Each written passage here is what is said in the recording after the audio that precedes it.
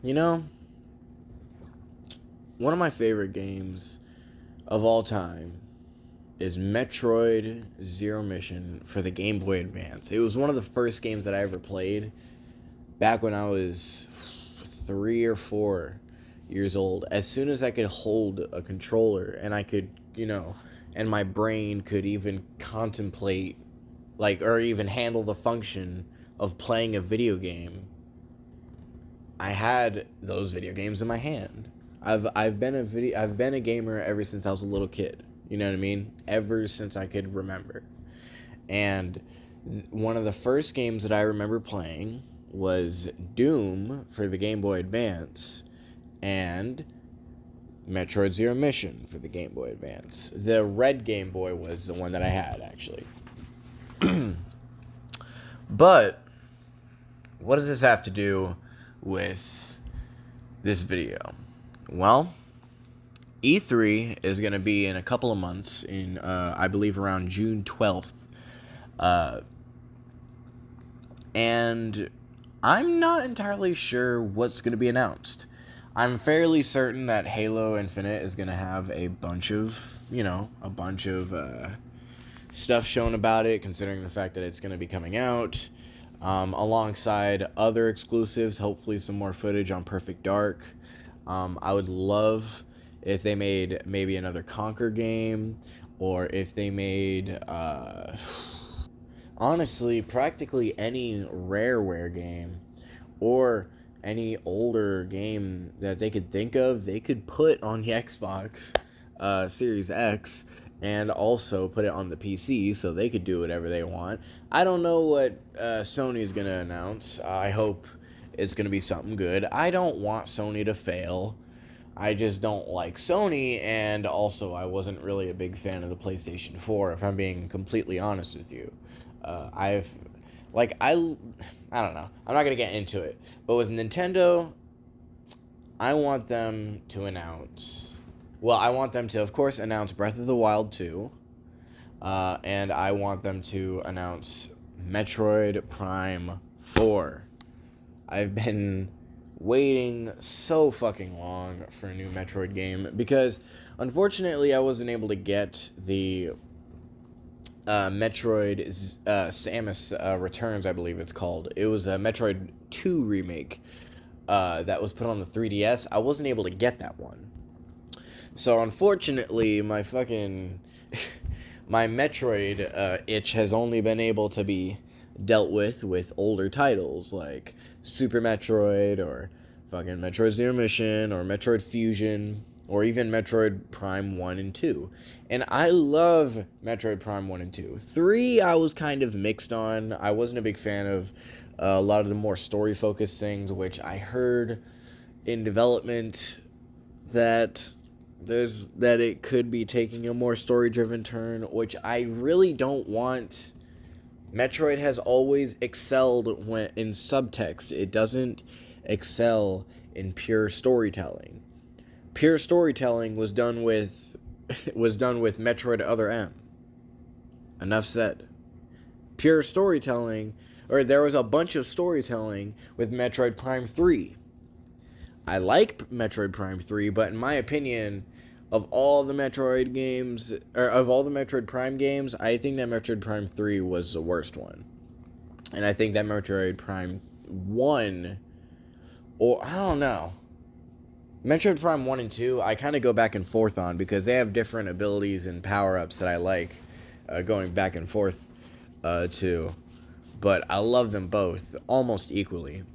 But Metroid Prime 3 was a little bit of a disappointment with its over-reliance on motion controls, and also all the story bits. I just didn't like how much fucking talking there is. And the thing is, I love a lot of dialogue, but the thing is, a lot of the dialogue wasn't really that impressive to me. It wasn't really that interesting to me. And the fact that, like I said, Metroid has always succeeded in subtext. But the thing is that Metroid Prime 3 was made in 2007. That was 14 years ago, dude. And the last mainline title in the whole entire series was Metroid Other M, and people didn't even like that game. Well, besides Samus Returns, but I'll get that. I'll get to that in a second. And that was 11 years ago. That was in 2010. And Metroid Samus Returns was, like, as far as I know, it looked like a really good game, but people didn't, they weren't exactly in love with it the same way that they've been in love with other 2D Metroid games. They didn't rave about it. They said it was a very good game, and the footage that I saw, I watched as much as I could. I fucking loved the Geek Critique and his series on Metroid and Sonic and all others. If you've never watched the Geek Critique, excuse me, that is kind of a fucking hard word for me to say. The Geek Critique, then you should really look them up. They're really good. He's really good in his videos.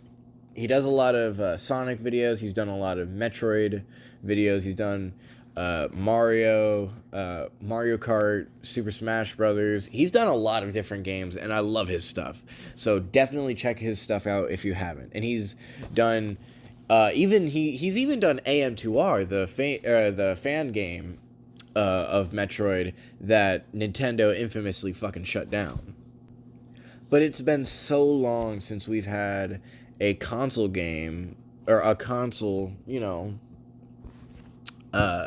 Metroid title, and it's been so fucking long, and it's sad for me because I love Metroid. It is probably in my top 5 favorite franchises of all time, alongside other gaming franchises like Metal Gear Solid, Grand Theft Auto. Grand Theft Auto just has to be on there because, like, I love GTA San Andreas and Vice City and even 5 so fucking much. Alongside, dude, there's so many great franchises, but Metroid has to be on there. Like, it is my childhood. And so what's been happening exactly with Metroid Prime 4? Well, they announced it in E3 2017 to everybody's ridiculous fucking hype, including my own. I was ready to fucking cry. I was so happy. And then in 2019, they had changed studios from, I believe it was Bandai. Was it? It was, yeah, Bandai Namco Studios of Japan. They had changed it back. They had restarted development under Retro Studios because of the fact that the studio's development hadn't really met up to Nintendo standards. Basically, it wasn't really that good of a game, which in my opinion, I was more than fucking happy with, because if I'm correct, Bandai Studios, isn't that the same people? Aren't those the same people who published the Souls games? And I think From Near was also released. I don't fucking know. I haven't really been the biggest fan of all their stuff, but even then, I'm not really that knowledgeable on them. But I do know that Retro Studios made all the other Metroid Prime games, and I'm ridiculously excited for it.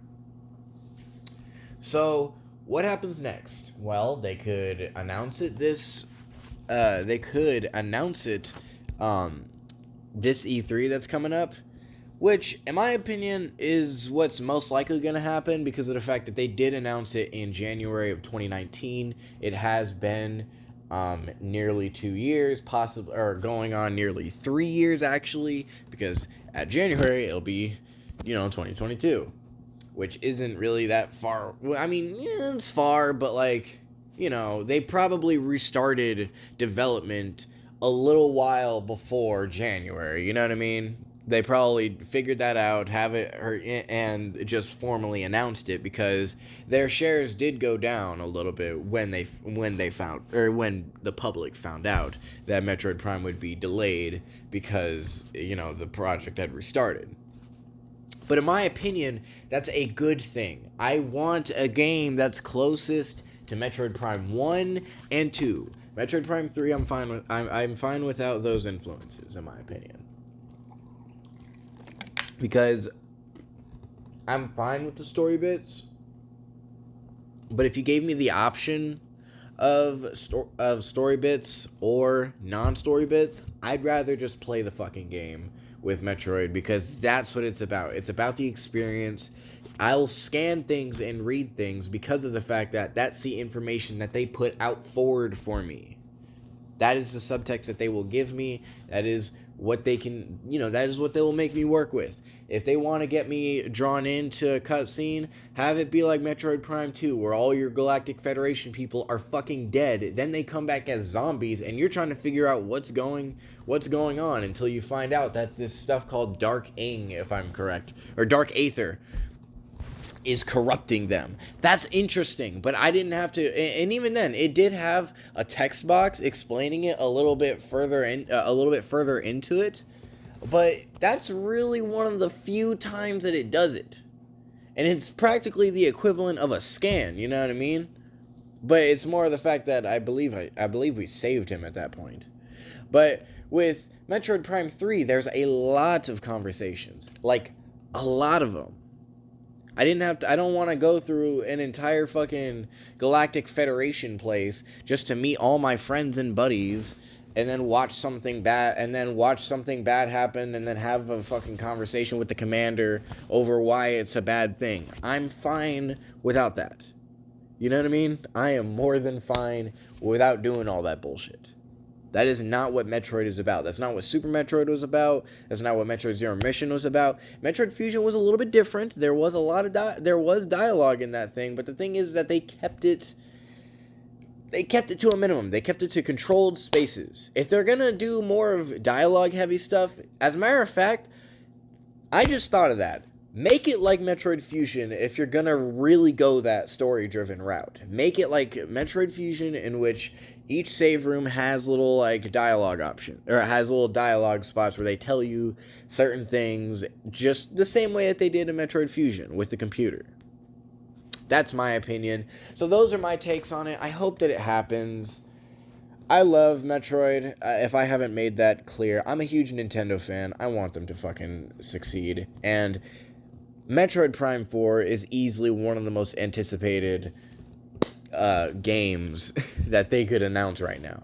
People, you've seen the reactions, and honestly, everybody loves the reactions to it, because everybody in the community equally agrees that this fucking nearly flawless franchise, there's so many good games in this franchise. This franchise does not miss most of the time. It was only with Other M that it missed, okay?